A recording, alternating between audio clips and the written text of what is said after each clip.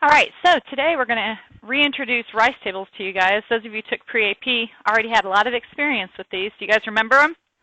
Do you remember them fondly? No? They're actually a pretty dang awesome way to do this because back in my day when I was old, they really didn't, when I was young, I'm old now, not everyone had the rice table philosophy, so this is actually a really, really helpful tool. When do you have to use rice tables? The questions you'll get is to either calculate equilibrium concentrations or to find K. We found K yesterday, but all we did was plug stuff into the expression, right? And what did we have to have before we could plug stuff into an expression to find Kc? What did we have to have? Concentrations. More specifically, what kind of concentrations? All of them. More specific than product and reactant. They had a little subscript next to them explaining what concentrations they were. Nope. Oh, I just heard it. They have to be equilibrium concentrations. Yesterday we had problems that said concentration EQ equal to da-da-da. They have to be equilibrium concentrations for us to plug it into the expression to find K. Well, in problems like this, you're going to see you don't have all the equilibrium concentrations. In this particular problem, first off, they do tell us the size of the container. That's because we have to be in either pressure or in concentration to solve for rice tables. So to do that, we have to have molarities or pressures specifically. And since we don't have, they're giving us moles, because they give us the liters, we can figure out molarity. And luckily, because it's 1 liter, the moles is the same as the concentration. So starting with this, we're going to see that we have concentrations of these guys, but it says this stuff is put in the container and then the reaction occurs. Those aren't equilibrium concentrations. We don't get to equilibrium concentration until here. It says after equilibrium is established, analysis shows this many moles in the container. That's an equilibrium concentration.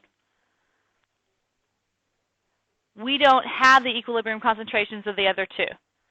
So it says to calculate those concentrations and find the K. So we're missing equilibrium concentrations. We need a K. That's the indicator we need a rice table. So to start our rice tables, I'm going to start with R. What does R stand for? Who remembers? Reaction. So we're going to rewrite the equation. I want you to pay attention to your states of matter as you're doing this. We can only include things that are, whoops, I don't know why I wrote an X, things that are liquid, not liquid, things that are aqueous or gas. We cannot include pure solids or liquids.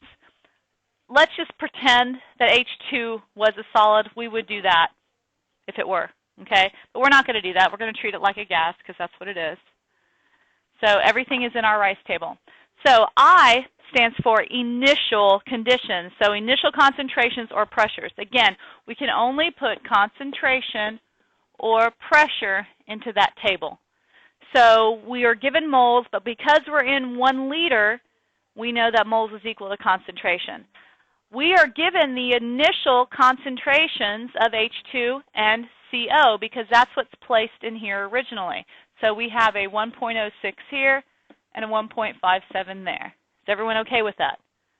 Did the person writing this problem say they put any methanol in there originally? So what's the initial concentration of my methanol? 0. Perfect. Now this reaction will then start and it'll go to equilibrium. Which direction do we have to shift to get to equilibrium? We got to go right. We can't go reverse because we got nothing from the reverse side. So we're going to end up having to have a change. That's what C stands for, changes in equilibrium or changing conditions. I want you next to C kind of write stoich because it's based on the stoichiometric coefficients in that equation. So because we're shifting to the right, we're going to lose here, and gain there. How much do we lose or gain? Well, in algebra, something we don't know, we call it an X, all right? Because of the stoichiometric ratio, for every 2 H2s, we're going to lose 1 CO. So we lose 2X, we lose X, and we gain X. It's based on the stoichiometric coefficients. What does E stand for? Equilibrium. So we're going to add these two lines up, and we get 1.06 minus 2x, 1.57 minus x, and x. Those are my equilibrium concentrations with variables. That's not going to do, though. I need to find the exact equilibrium concentrations and my actual K. They give me one other piece of information in this problem. After equilibrium is established, it shows that we have 0.2 moles of methanol in the container. That means that our equilibrium concentration, because we're in a 1 liter container, is 0.2. What does that also tell us? What x is, right? So now we can take x and plug it into all of these little expressions to figure out all of our equilibrium concentrations. So there's one of them. This one is, that's 1.3. I can do that mental math, 1.37. What's this one? 0.66? All right. So those are my 3 equilibrium concentrations.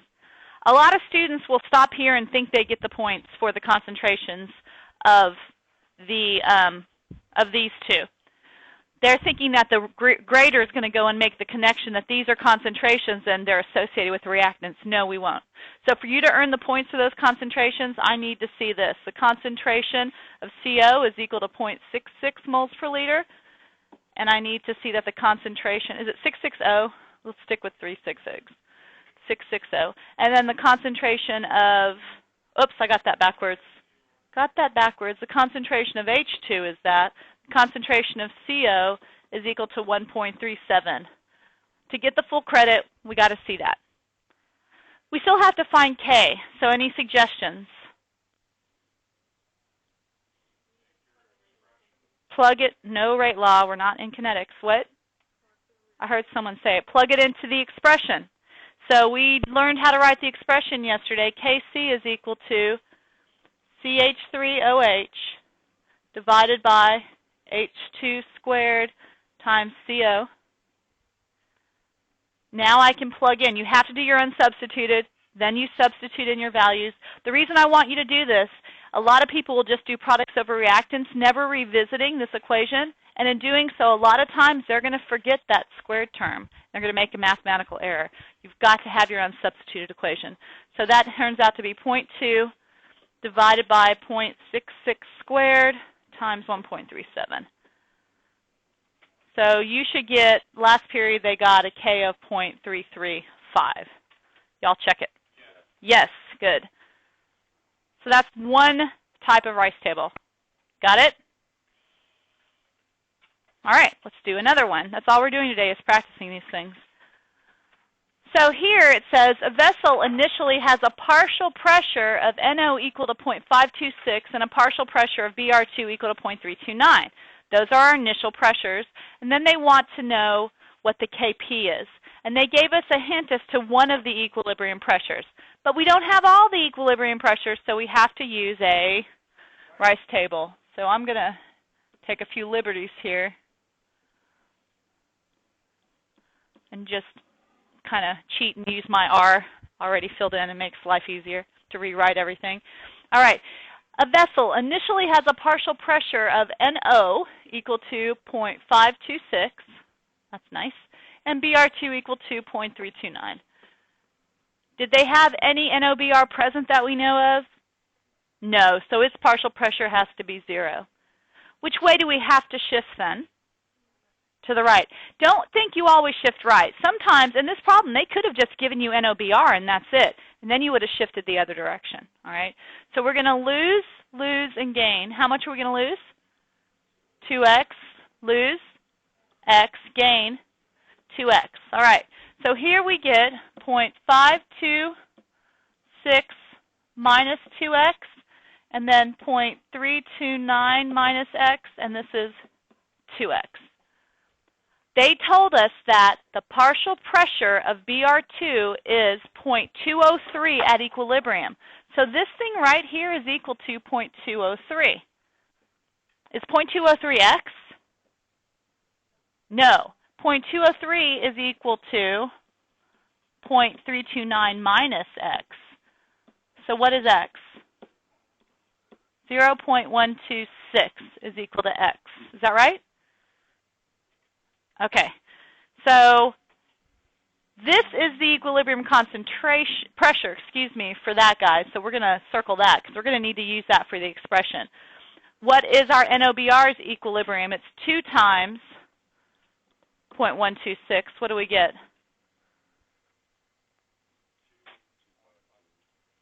0.252. And then what do we get for the concentration here? It's 0.526 minus 2 times 0.126.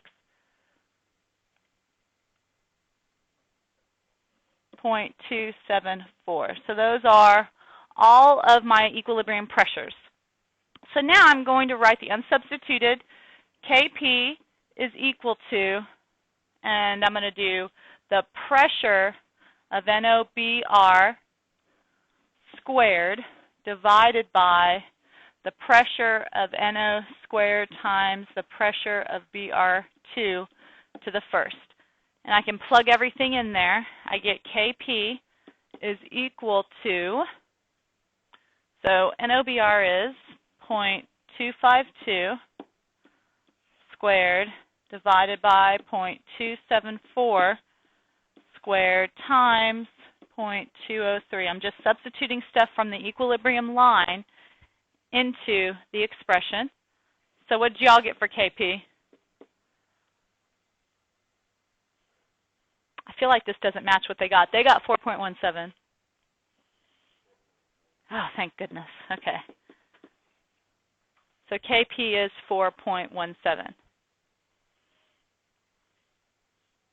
So we found our equilibrium constant. They didn't ask us for equilibrium pressures of anything else, so we didn't have to report it. We didn't have to, like last one, we separately had the concentrations listed for those. It's because they asked for it. Here they just wanted the K, so that's all we're going to give them. We're going to box our answer to make their lives easier. Okay? All right. No questions? This is a different type of problem where they're going to have to, we're going to have to look at something a little bit different. Again, we're looking for Kc, but we only have one concentration, and it's not even at equilibrium, so we need to set up a Rice table. All right, so I have 2HI goes to I2 plus H2. It says if 2 moles are placed in a 1-liter container, what's my concentration of HI? 2. And that's it. So did I originally have any I2 or H2 in it? Nope. That's all I got. So which way do we have to shift? Right, minus 2x plus x plus x. So we get our equilibrium concentrations of 2 minus 2x, x, and x. They do kind of tell us something else. They say that 20% of the HI has decomposed. To decompose, it means that's how much turned into product. So that's how much left. What on this table represents the amount that left HI? 2x, exactly. This 2x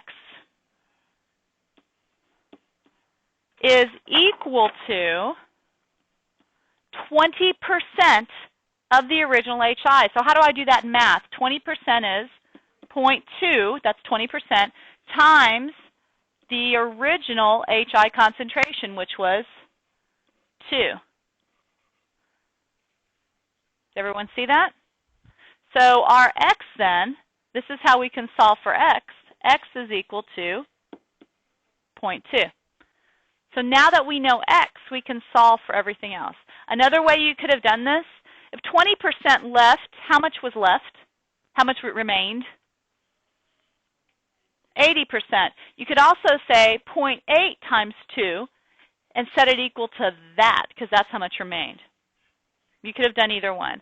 So if we know x is 0.2, let's go ahead and solve. 0.2 times 2, I'm right here. 0.2 times 2 is 0.4, so that comes out to be 1.6, right? Oh, these are easy, because those are all 0.2. All right, now I know all my concentrations. I need to find, what do I want to find first, Kc or Kp, based on what I have in the table?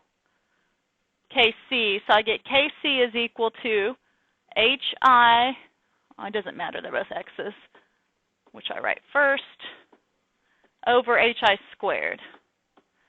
So I'm going to plug directly in, and I get 0.2 times 0.2 divided by, does that square confuse you on top? All right. And so Kc is equal to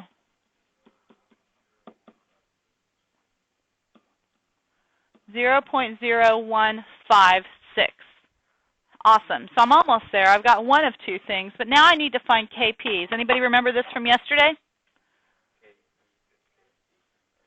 Yeah, politically correct. I kind of want to go back up now because now I've cut this. I need this equation after all. All right. So politically correct to the delta n. To save us some time, what was the trick I told you to do first? Check that change in moles of gas. Products gas minus reactants gas. What do we get? 0, because we have 2 moles of product gas minus 2 moles of reactant gas. So our delta N is equal to 0. So what does that make the case? Kp equals a Kc. Now here's the bad news. I know it's really picky, but you really need to read what the question's asking for. This won't necessarily earn you full credit if you stop here, because the problem says calculate Kc and Kp. If they would ask you to define Kp in terms of Kc, you could say Kp equals Kc. So as simple as it is, you need to put down the number. What is Kp equal to? And I know that's picky, and if it were my world, I would have taken this, but I've been in situations where professors actually complained about that at the reading. So be sure to answer the question. All right? All right, so there's only 2 more problems left. These are going to be the last approach to rice tables the easy way. We still have another whole set of issues that are going to come into play on tomorrow when we start Le Chatelier's principle. But in this, they're giving us the K's this time, but they want us to find the equilibrium concentration of all species. So what part of the rice table are we solving for? Equilibrium concentrations. The E line. We're going to solve for every single thing on the E line. And these are only challenging because of the math. I will not allow you to do something called dropping X in this unit because I want you to know how to handle it full-blown. So for those of you who have a program called QuadForm, I know you used it in kinematics and physics. We need to get it again. I've got a copy of it. I know your physics teachers do. At the end of the lecture, I'll pass the calculator around. Y'all can get it. But it's going to make your life easier. If you don't have it, you can still solve it. It's going to be a quadratic situation. You can either plot it and find the intercept of the parabola in your graph, or you can just use the quadratic equation to solve. Or QuadForm, if you have an 89, you don't have to do anything, but plug it in. So when we start this, again, we're always going to start with our rice table.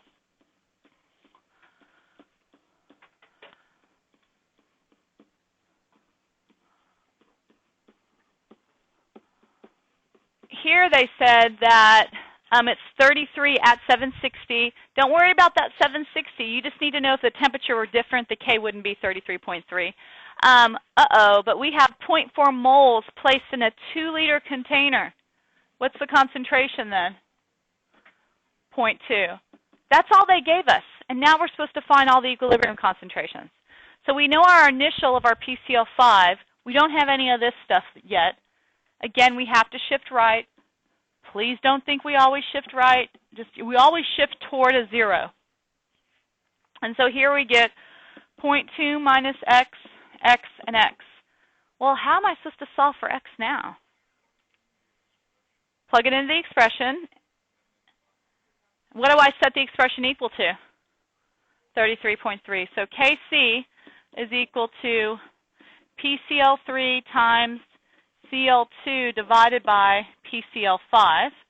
So now I'm going to plug in everything that I can. I know this is 33.3. I know these guys are x, so that's x squared. And I know this is 0.2 minus x. So do you see how we're going to have a quadratic here? Nothing, this isn't factorable or square rootable or anything on both sides. So I'm going to cross multiply this thing. And I'm going to get, let's see, 0.2 times 33.3 is 6.66 minus 33.3, I'm just cross-multiplying, equals x squared. Is everyone good with that math? Make sure I don't cheat, because I tend to cheat in math.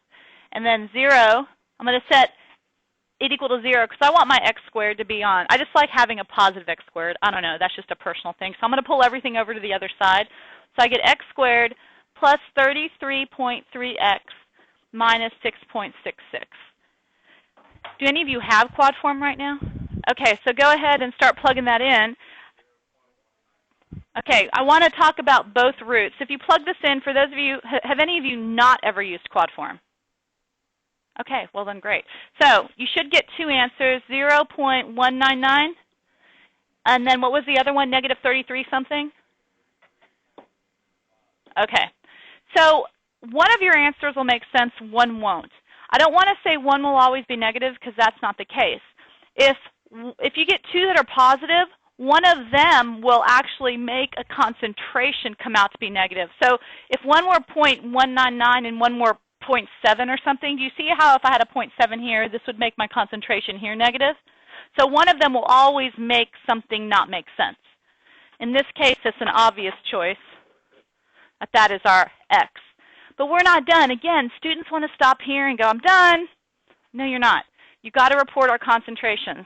So our PCl3, which is equal to our Cl2 concentration, is equal to 0.199 moles per liter, because that's just straight up X, right?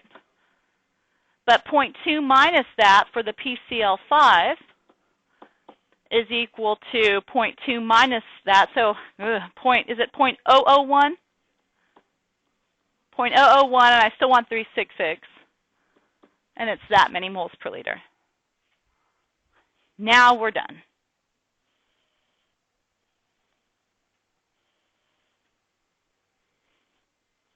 Okay, pretty much there. Let's just work one more problem together. It's the same level of difficulty as this. There is a little bit of a difference to it, not much of a difference.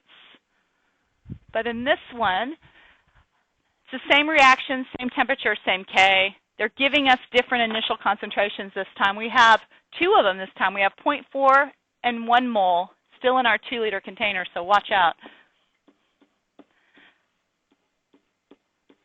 Okay, so we have PCl5. You guys can kind of work ahead if you are. I'm just going to talk to myself as I work this, and y'all can pass me up. So I'm taking 0.4 and I'm dividing it by 2 because I'm in a 2-liter container. And I don't have any of this, but I have 0.5 moles per liter of that because I divided 1 by 2. And I'm going to shift toward the 0. You can't split up the signage. You can't say this is a minus and that's a minus. You have to shift toward products or toward reactants. So that's a plus and that's a plus. Shift toward the 0. Minus x plus x plus x. So now I need to solve, so I'm going to set all of this equal to my expression. K is equal to PCl3 times Cl2 divided by PCl5, which is equal to x squared divided by 0.2. Oops, I screwed up. Did you see where I screwed up? Anybody? Anybody? Yep, right here. I got lazy. This is 0.5 plus x. Whoopsie. All right, so now we have x times 0.5 plus x divided by 0.2 minus x. And that's still equal to 33.3. So now this just becomes a little bit more math intensive. So I've got 6.66 minus 33.3x is equal to, and I'm going to go ahead and just distribute right now, 0.5x plus x squared. So if I take everything from the left, 0 is equal to x squared. I'm going to add 33.3x to both sides, so I get 33.8x minus 6.66. Does anybody already have this? And the other one, again, was like a negative 33-ish again, 34. Okay, so that one's not it. So we know what x is. So now I have to report my concentrations. My concentration of PCl5 is equal to 0.2 minus 0.196. Is that 0.004? 0.00400. That's O, moles per liter. My PCl3 is easy because that's just X, 0.196 moles per liter. And then my Cl2 concentration is equal to 0.5 plus 0.196, so that's 0.696. And those are all my equilibrium concentrations. And you are now familiar with rice tables.